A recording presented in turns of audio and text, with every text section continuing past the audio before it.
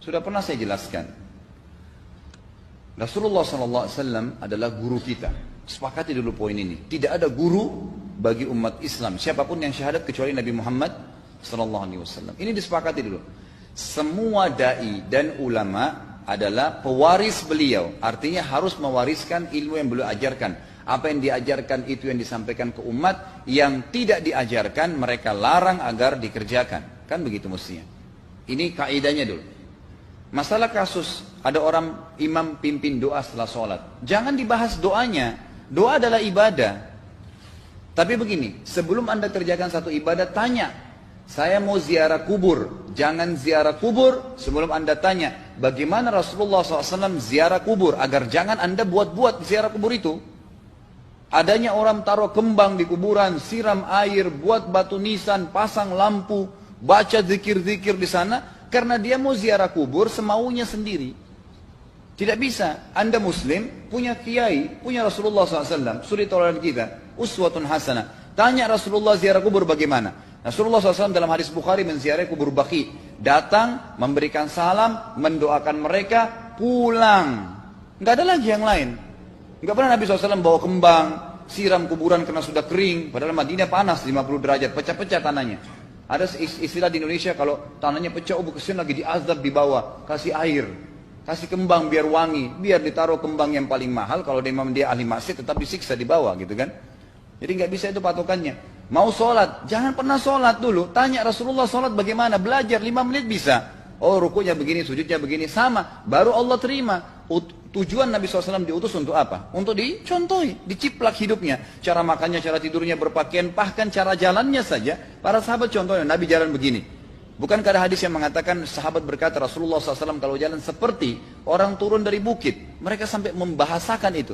Rasulullah pernah keluar kepada kami menyisir rambutnya dengan rapi ke arah sebelah kanan belakang. Ditunjukkan, gitu kan?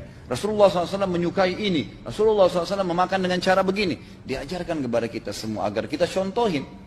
Yang jadi masalah bagi kita ini kita selalu mau buat apa-apa yang tidak diperintahkan oleh Nabi SAW. Selalu alasannya baik. Sekarang kasus berdoa setelah sholat. Doa adalah ibadah, nggak ada masalah doa. Tapi kalau kita mau ikat antara sebuah ibadah dengan ibadah yang lain, tanya dulu. Rasulullah pernah ikat nggak? Pernah pertemukan nggak? Ziarah kubur dengan baca Quran. Ziarah kubur ibadah, baca Quran ibadah. Pernah nggak Nabi baca Quran di kuburan? Itu tanya. Nggak ada riwayat Nabi SAW pernah baca Al-Fatihah untuk orang mati atau baca di ayat Al-Quran. Datangkan dalilnya coba. Tidak ada satu hadis pun menjelaskan masalah itu. Lalu kenapa anda buat? Oh karena saya mau buat ibadah. Baik ibadah yang Nabi ajarin. Salam doain. Selesai. Jangan lebih daripada itu. Masa anda lebih pintar dari Nabi Muhammad SAW? Habis sholat. Memang paket yang Nabi tawarkan. Yang beliau selalu kerjakan adalah zikir. Setelah sholat. Dengan zikir sholat yang sudah masyhur. Istighfar. Kemudian baca Allahumma antas salam. Sampai membaca ayat kursi. Al-Ikhlas, Al-Falaq, An-Nas. Baca subhanallah. Alhamdulillah Allah Akbar 33 kali sampai terakhir dibaca digenapkan la ilaha illallah wahdahu la syarika. Selesai itu semua hadis Nabi SAW menjelaskan setelah sholat Rasulullah SAW langsung berdiri. Memang beliau tidak pernah berdoa habis sholat waktu itu. Memang begitu. Bukan doanya yang jadi masalah, bukan. Karena Rasulullah tidak kerjakan, jadi kita tidak kerjakan. Saya tekankan dalam pengajian saya, kalau anda punya hajat berdoa, berdoalah setelah sholat ba'diyah. Insya Allah aman. Karena sudah lepas dari paket yang Nabi tentukan. Selama Rasulullah SAW sudah mencontohkan dan memerintahkan sebuah perbuatan, ditentukan tempatnya, jumlahnya, waktunya, jangan pernah dilanggar. Habis sholat bacalah subhanallah 33, alhamdulillah 33, Allah Akbar 33. Jangan anda bilang saya bisa baca 100. Loh, Rasulullah suruh 33 kok. Ditentukan, jangan lebih pintar. Nanti setelah sholat, jangan ikutkan dengan paket rangkaian sholat ini. Di luar waktu sholat anda mau baca 100 silahkan. Karena nggak ada penekanan di situ. Kalau ada penekanan waktu, tempat, dan jumlah, jangan dibantah. Anda pengikut Rasulullah atau bukan gitu kan? Harus jadi jelas. Yang membuat umat ini di Indonesia juga jadi masalah sekarang karena mau buat sendiri. Semaunya sendiri. Kenapa akhi, kenapa Pak Kiai, kenapa Habib, kenapa Ustadz, kenapa buat ini? Bukankah Rasulullah tidak mencontohkan? Oh nggak apa-apa, ini kan baik. Loh, kalau semua orang berkata seperti Anda, apa yang tertinggal dari agama kita? Kira-kira apa lagi yang tertinggal? Nggak ada kemurnian agama karena semua orang mau buat semaunya. Gitu kan? Semaunya sendiri. Pindah rumah, baca berzanji. Apa itu berarti sejarah Nabi? Kenapa baca berzanji saudaraku? Rasulullah waktu pindah rumah pernah baca-baca gitu enggak? Enggak pernah. Kenapa dibuat? Anda muslim bukan? Muslim, ya saya harus ikuti. Kalau tidak akan terus ini mengakar nih. Anda buat satu bid'ah sekarang, bid'ah itu lawannya sunnah. Anak Anda akan buat 10 bid'ah, cucunya akan buat 100 bid'ah, akan banyak bid'ah merakar di masyarakat, dan agama akan ditinggalkan. Kemurnian sunnah akan hilang, gitu kan? Dan ini bahaya. Ingat, Nabi SAW mengatakan kepada kita dengan hadis yang sangat jelas. Hadis sahih riwayat Imam Ahmad bunyinya begini, semoga Allah merahmati umatku yang menukil dariku seperti apa yang aku ajarkan atau sebutkan. Sampai ulama hadis mengatakan Nabi ucapin habis sholat astagfirullah, maka sahabat tidak ada berani yang menambah azim. Nggak ada sahabat yang bilang astagfirullah azim habis sholat, nggak ada. Astagfirullah saja karena Nabi ucapin itu. Mereka mengakui tidak lebih pintar daripada Nabi SAW. Kenapa kita harus tambah? Astagfirullahaladzim, wali walidayya, wali muslimin, panjang. Dari mana ini semua? Ditambah-tambah, diembel-embelin, kenapa? Akhirnya keluar dari ajaran Nabi Muhammad SAW. Ini masalah gitu kan? Kenapa harus dilakukan? Peringatan maulid Nabi sudah sering saya ingatkan. Anda tanya semua yang buat maulid, kapan maulid itu sejarahnya ada? Semua buku sejarah menjelaskan tahun 230 Hijriah. Nabi meninggal tahun berapa? 11 Hijriah. Gitu kan? 11 Hijriah. Lalu kenapa harus ada dilakukan? Dan dari mana sejarahnya? Yang membuat pertama adalah orang-orang Syiah. Sejarahnya jelas dari Fatimiyah. Semua buku sejarah sepakat mengatakan bahwasanya maulid munculnya di zaman Fatimiyah. Dinasti Fatimiyah, orang-orang Syiah di Mesir. Gitu kan? Dan mereka punya 6 macam maulid yang sampai hari ini masih dikerjakan di Iran. Ada maulid Nabi SAW, Hasan, Husain, Ali, Fatimah, dan raja mereka. Sampai hari ini masih ada. Kenapa orang-orang waktu baca maulid, baca salawat sambil berdiri pegang tangannya taruh di dada? Karena keyakinan orang Syiah, ruhnya Nabi SAW sedang lewat. Anda tahu nggak itu? Banyak orang kita buat tidak tahu. Yang penting bahasa Arab ikut saja. Gitu kan? Tidak bisa. Nabi SAW tidak pernah rayakan. Pernah ada yang bilang sama saya, Ustaz, kan Nabi SAW pernah bilang, waktu ditanya tentang puasa Senin, beliau mengatakan hari itulah aku dilahirkan. Terus kenapa? Berarti boleh merayakan ulang tahun hari Senin, gitu kan? Tidak. Nabi SAW cuma menginformasikan bahwasanya beliau lahir di hari Senin. Dan beliau tidak pernah ngumpulin sahabat untuk baca bersama-sama, merayakan hari raya. Beliau tidak pernah. Kalau itu benar, Nabi nggak bakal tinggalkan kok. Ibnu Katsir rahimahullah, garis bawahi poin ini. Ibnu Katsir rahimahullah, dalam tafsir beliau, tafsir Quran Azim. Dan subhanallah Ibnu Katsir ini, kata ulama, hampir semua kalangan golongan itu banyak memakai banyak memakai buku beliau. Walaupun berbeda dari sisi pemahaman yang lain, tapi tafsirnya kebanyakan kembali ke tafsir beliau. Beliau mengatakan tafsir surah Al-Maidah ayat 3 yang bunyinya a'udzubillahi minasyaitonir rajim, al-yawma akmaltu lakum dinakum. Hari ini saya sempurnakan agama kalian, kata Allah. Ya. Wa atmamtu alaikum nikmati. Saya sempurnakan nikmatku pada kalian. Artinya tidak butuh yang lain. Wa raditu lakumul Islam madina.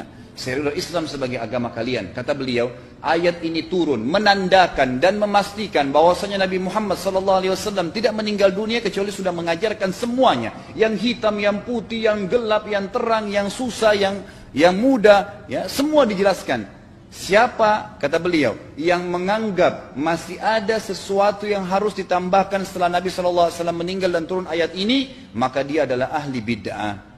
Dia orang yang membuat-buat agama. Nabi sudah ajarkan semua, selesai. Jangan ditambah, jangan dikurangin. Kita tidak lebih pintar dari Nabi SAW. Nabi nggak pernah rayakan hari lahirnya, jangan dirayain, selesai. Emang kenapa kalau kita nggak rayain? Kenapa? Tangan kita terputus? Enggak. Masih banyak ibadah yang disunnahkan gitu. Sama dengan kasus Isra dan Mi'raj. Kejadian besar dalam Islam. Tapi Anda boleh kembali kepada semua buku sirah. Saya tantang semua buku sirah Anda kembali. Insya Allah yang berpegang pada Al-Quran dan Sunnah, memang ada dasar wahyunya, maka semua akan menjelaskan. Nabi SAW setelah pulang dari Isra dan Mi'raj tidak pernah mengumpulkan sahabat-sahabat untuk merayakannya setiap tahun. Tidak pernah.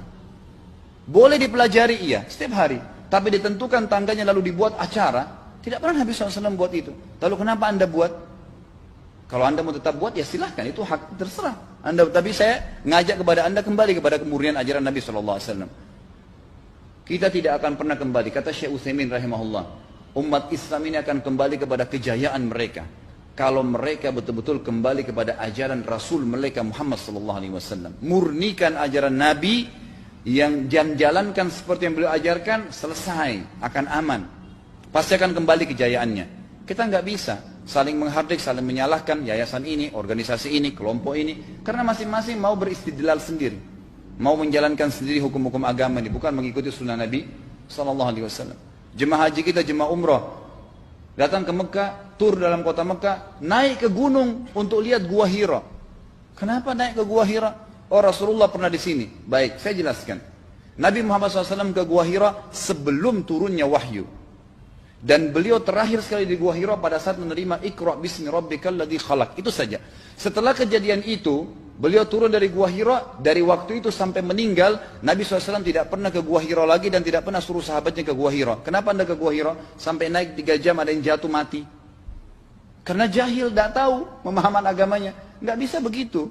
Cukup dikenang iya. Kecuali Nabi SAW suruh, datangilah Gua Hira. Ya silahkan. Gitu kan? Kalau enggak, kan begitu. Masalah Isra Mi'raj, saudaraku, kejadian besar. Ambil ibrahnya, yang penting ilmunya. Oh, salat 5 waktu, kejadiannya pernah gini. Ada kebesaran Allah, ambil pelajarannya iya. Yang Nabi tidak contohin, maka jangan dikerjakan. Hanya itu saja. Zikir bersama, di sini ditanyakan juga zikir bersama. Nabi SAW disebutkan dalam hadis Bukhari, kalau berzikir habis sholat, beliau membaca zikir tertentu, sahabat baca zikir tertentu, sahabat baca zikir tertentu. Jadi Nabi SAW tidak pernah paksain. Enggak pernah Nabi misalnya baca ayat kursi, harus semua sahabatnya ikut ayat kursi, enggak. Nabi SAW baca ayat kursi, si fulan baca al-ikhlas, si fulan baca subhanallah, masing-masing. Dan ingat, Allah SWT mengatakan apa? Tentang masalah zikir dan doa ini. Ya. Dikatakan, ya, kita harus berdoa kepada Allah, ya, wadunal jahri minal qawli bil gudui wal asal, wala takum minal ghafilin. Berdoalah kalian, berzikirlah kalian dengan doa kalian, dunal jahr minal qaul, tidak dengan teriak-teriak. Allah berfirman dunal jahr, tidak teriak-teriak, ya. Dan janganlah kalian menjadi orang-orang yang lalai. Makanya pernah ada sahabat, waktu Nabi SAW berkata begini, dalam hadis Bukhari juga, waktu pulang dari salah satu perjalanan, kalau kalian sedang menukik, kuda unta lagi menukik, bertakbirlah, bilang Allahu Akbar. Kalau kalian sedang menuruni sebuah lembah, bertasbihlah, bilang subhanallah. Ada satu sahabat badui, orang dari padang pasir, semangat dia jalankan sunnah Nabi. Waktu kudanya lagi naik, Allahu Akbar, dengan suara keras dia teriak. Jalankan sunnah kan? Tapi teriak ya. Apa yang terjadi? Nabi SAW panggil, ditepuk pundaknya, Nabi mengatakan, pelankan suaramu. Zat yang sedang kau panggil, tidak tuli. Allahu Akbar. Cukup. Ada apa? Kecuali di medan perang lain, nakutin musuh. Gitu kan? Untuk apa takutin kuda sendiri? Nggak perlu, gitu kan? Jadi mengikuti sunnah Nabi dengan ilmu yang benar itu akan membawakan ketenangan hidup. Yang buat kacau kita ini jadi kacau karena mau membumbu-bumbui macam-macam ditambah-tambah.